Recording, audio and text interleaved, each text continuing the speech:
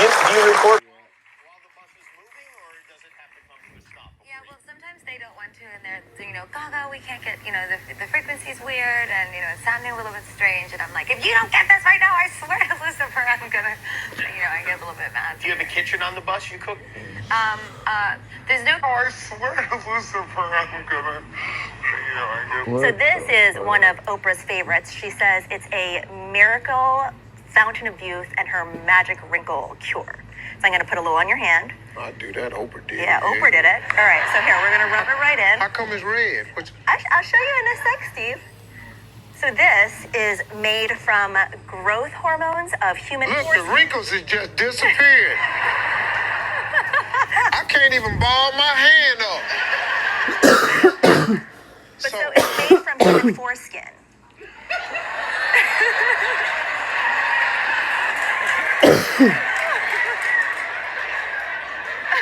I'm sorry, Steve. You done sat up here and squirted somebody's private parts in my damn hair. What you laughing at? I'm sorry. This your last time on the show. This your last time. Not coming up in here and sitting up in here.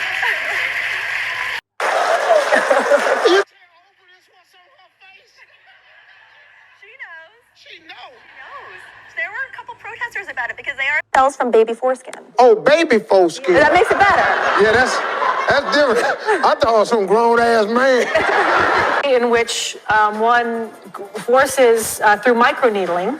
It's like a little roller with these, some of you, I think many of you know it, and it pushes through the skin and ruptures the collagen and then boosts it. You look like a burn victim for a day, but then it pushes the What are you pushing into the skin, Sandra? Sarah? Carrie? What are you pushing into the skin? Well, you push in whatever the facialist would like to insert into your pores. But what is it? It is an extraction from a piece of skin that came from a young person far, far away, and they somehow figured out how to extract. It's foreskin from a Korean baby. That's what it is. Who comes up with this? I don't think, it's not like I'm lying there with little pieces all over my face. Who thinks of collecting it? It is an extraction from a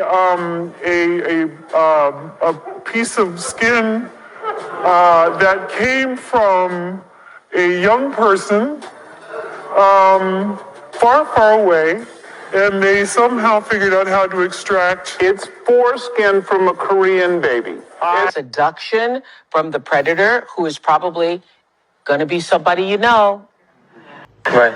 In order for it to work, it has to be somebody you know, somebody you admire, somebody you respect, or maybe even love.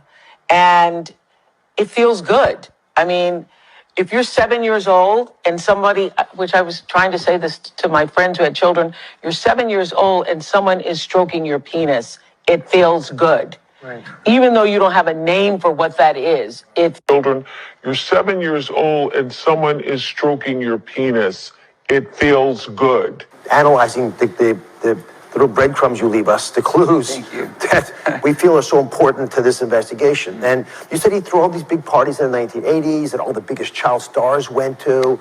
So my team searched through every possibility using all the clues you left us.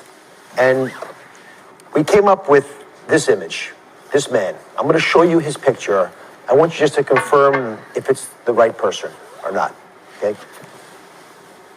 Is that him? Mm-hmm. That's him, the man who abused you. Did you give his name to the LAPD? Yes. Can I share his name with America?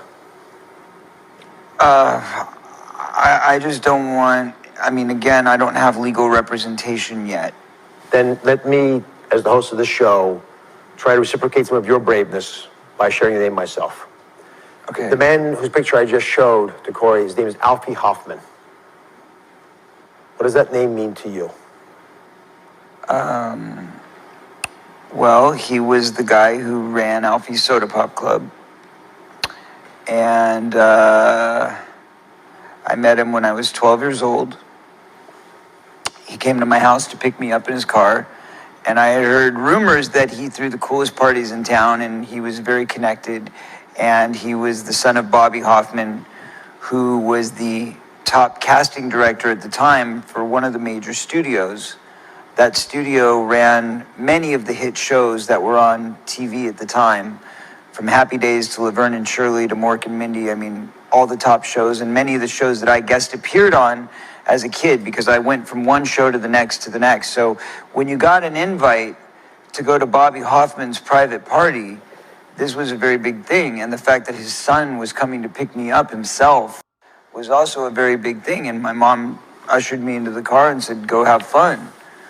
And, you know, the first few times I went, it was fairly innocent. I mean, that's where, you know, if you read my book and you talk about the story where I started dancing like Michael Jackson, I started doing the Billie Jean, and they were throwing me the hat and everybody was circling around me. And that's what started my whole music career, was going to those parties and getting that feedback from people that happened at those parties. And those parties were relatively kid-friendly.